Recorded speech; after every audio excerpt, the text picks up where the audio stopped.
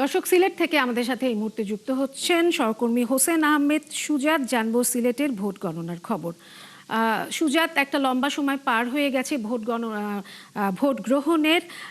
এরই মধ্যে আমাদের জানাবেন প্রাথমিক যে ফলাফল পেয়েছেন আপনারা, তাতে করে কোন প্রার্থী এগিয়ে রয়েছেন?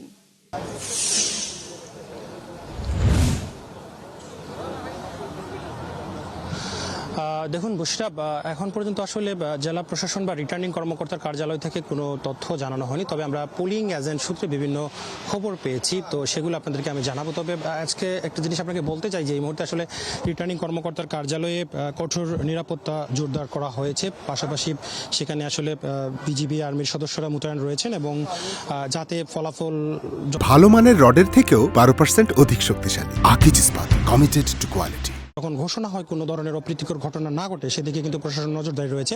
তো আমরা সবশেষ যেটা জানতে পেরেছি যে সিলেট 1 আসনের সর্বমোট কেন্দ্র আছে 215টি। এর মধ্যে পোলিং এজেন্ট সূত্রে আমরা 70টি কেন্দ্রের ফলাফল পেয়েছি, যেখানে ধানের শীষের যিনি আছেন খন্দকার আব্দুল মুক্তাদির, তিনি 57,584 ভোট পেয়েছেন এবং তার নিকটতম যিনি প্রতিদ্বন্দ্বী দাড়িপাল্লার মাওলানা হাবিবুর রহমান, তিনি 40,495 ভোট পেয়েছেন। অর্থাৎ বিএনপি প্রার্থী যিনি, তিনি এগিয়ে আছেন। এবং সিলেট 4 আসন, যেটা গোয়াইনঘাট কোম্পানিগঞ্জ নিয়ে গঠিত, সেখানে আসলে বিএনপির যিনি প্রার্থী আরিফুল হক চৌধুরী, তিনি 43টি কেন্দ্রে 48,229 ভোট পেয়ে গিয়ে আছেন এবং তার নিকটতম যিনি প্রতিদ্বন্দ্বী জয়নাল আবেদিন দাড়িপাল্লা, তিনি 17,646 ভোট পেয়েছেন। এবং সিলেট 5 আসন যেটি, সেই 5 আসনে কিন্তু হাড্ডাহাড্ডি লড়াই চলছে বিএনপি জোটের প্রার্থী এবং যিনি 11 দলীয় জোটের প্রার্থী রয়েছেন। তবে 158টি কেন্দ্রের মধ্যে 76টি কেন্দ্রে এই আসনে আমরা ফলাফল পেয়েছি, যেখানে বিএনপি জোটের প্রার্থী খেজুরগাছের মাওলানা ওবায়দুল্লাহ ফারুক,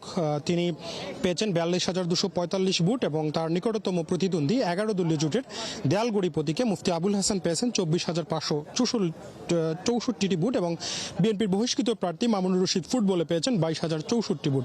সিলেট 3 আসনে 151টি কেন্দ্রের মধ্যে 17টি কেন্দ্রে ধানের শীষের প্রার্থী আব্দুল মালিক 15,772 ভোট পেয়ে গিয়ে আছেন এবং তার নিকটতম প্রতিদ্বন্দ্বী রিক্সা প্রতীকে তিনি 8,314টি ভোট পেয়েছেন। তো এ পর্যন্ত আমরা আসলে যে কয়েকটা আসনের তথ্য পেয়েছি, প্রায় সব কোটিতেই কিন্তু বিএনপি জোটের যারা প্রার্থী আছেন, বিএনপির প্রার্থী আছেন, তারা এগিয়ে রয়েছেন। তবে এখনও আসলে পোস্টাল ব্যালটে ভোট গণনা চলছে এবং যেহেতু রিটার্নিং কর্মকর্তার কার্যালয় থেকে কোনো কিছু আমাদেরকে জানানো হয়নি, তো কিছুক্ষণ পর হয়তোবা তারা ফলাফল দেওয়া শুরু করবেন, তখন আসলে সঠিকভাবে বলা যাবে কে হচ্ছেন জয়ী। তবে সিলেটের 6টি আসনের সব কোটিতেই বিএনপি প্রার্থীরা এগিয়ে আছেন। বুশরা, অনেক ধন্যবাদ আপনাকে। আমরা নিশ্চয়ই আবারও ফিরবো আপনার কাছে।